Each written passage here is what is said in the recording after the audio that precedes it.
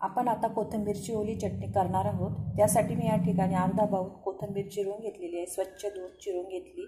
ती आता आपण मिक्सरच्या भांड्यामध्ये काढून घेऊ।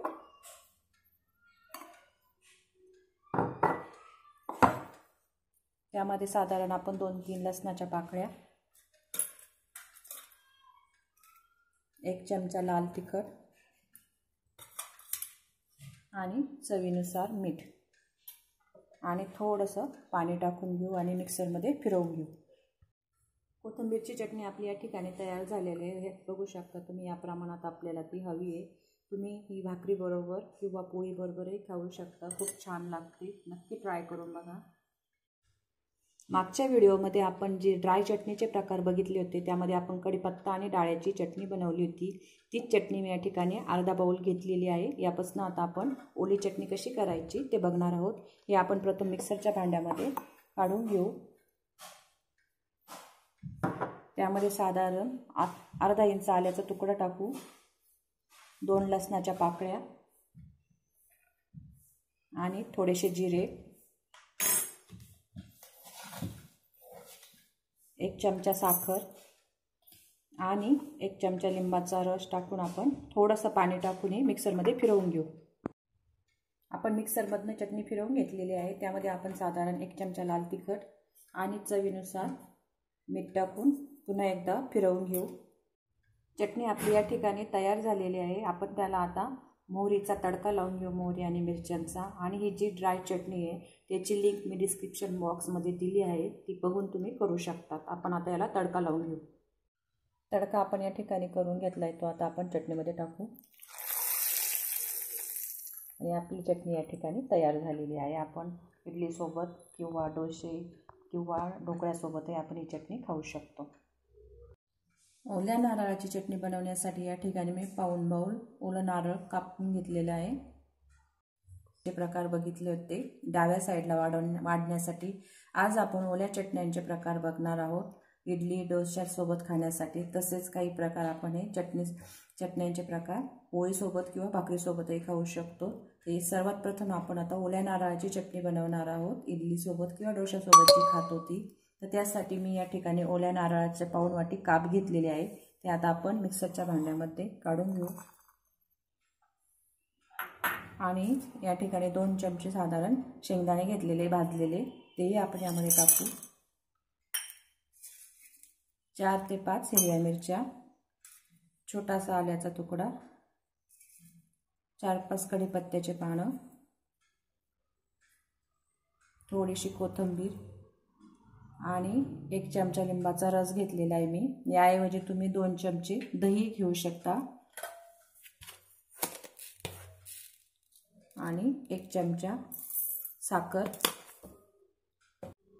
आणि पाव चमचा आपण या ठिकाणी जिरे टाकून घेणार आहोत, थोडंसं पाणी आणि आता आपण हे मिक्सरमध्ये फिरवून घेऊ। यामध्ये आपण अजून थोडंसं पाणी टाकून घेणार आहोत आणि चवीनुसार मीठ आणि पुन्हा एकदा आपण हे फिरवून घेऊ मिक्सरमध्ये।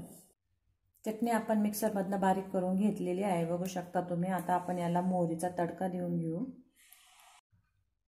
या ठिकाणी मी 1 चमचा तेल टाकून त्याच्यात मोहरी तडतडून घेतली आहे। आता आपण या ठिकाणी लाल मिरची टाकू आणि 2-3 कढीपत्त्याचे पाणी टाकून घेऊ आणि यावर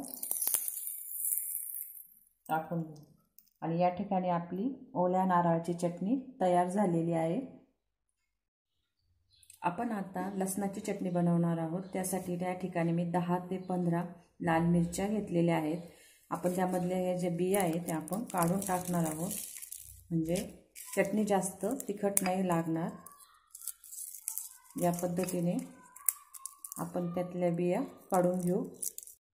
या पद्धतीने आपण सर्व बिया काढून घेतलेल्या आहे मिरच्यांच्या। आता या मिरच्यांमध्ये आपण गरम पाणी टाकूया आणि 10 मिनिटं आपण या गरम पाण्यामध्ये ह्या मिरच्या भिजू देऊ। 10 मिनिटं झालेले आहेत। आता आपण या मिरच्यांमधलं पाणी काढून घेऊ। या पद्धतीने आपण जर मिरच्या भिजवल्या तर बारीक व्हायला पटकन मदत होते, छान अशी पेस्ट तयार होते। त्यामुळे आपण या मिरच्या थोडा वेळ गरम पाण्यात भिजवून घ्यायच्या आहे। मिरच्यांमधलं पाणी काढून आपण मिक्सरच्या भांड्यामध्ये टाकून घेतलेले आहे आणि या ठिकाणी मी साधारण 20 ते 25 लसणाच्या पाकळ्या घेतलेल्या आहे, त्या आपण यामध्ये ॲड करू.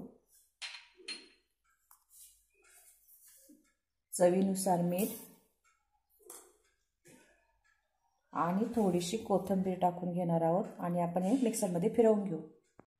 यामध्ये आता आपण थोडंसं पाणी टाकून घेऊ आणि पुन्हा मिक्सरमध्ये फिरवून घेऊ. आपण चटणी या ठिकाणी मिक्सरमध्ये चांगली बारीक करून घेतली आहे, बघू शकता तुम्ही. आणि या ठिकाणी मी पॅनमध्ये साधारण 3 चमचे तेल टाकून घेतलेले आहे. तेल जास्त टाका, त्याच्यामुळे चटणी ही छान परतून निघेल आणि खराब होणार नाही. आता आपण त्यामध्ये ही चटणी परतून घेऊ.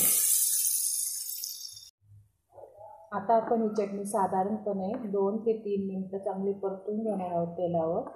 ही चटणी छान झणझणीत होते, त्याच्यामुळे तुम्ही चपातीसोबत किंवा भाकरीसोबत खाऊ शकता. खूपच छान लागते. 2 ते 3 मिनिटं आपण ही चटणी छान परतून घेतली आहे, बघू शकता तुम्ही. छान तेल सुटलेलं आहे. आता आपण ही चटणी बाउलमध्ये काढून घेऊ. लसणाची चटणी आपली या ठिकाणी तयार झाली आहे. छान झणझणीत अशी चटणी तुम्ही भाकरीसोबत किंवा चपातीसोबत खाऊ शकता. खूपच छान लागते. तर तुम्ही या सर्व चटण्यांचे जे प्रकारे नक्की ट्राय करून बघा. खूपच छान लागतात आणि आवडल्या असल्यास तर कमेंट बॉक्समध्ये नक्कीच सांगा कशा झाल्या आहेत त्या. आणि माझ्या चॅनलला सबस्क्राईब करायला विसरू नका.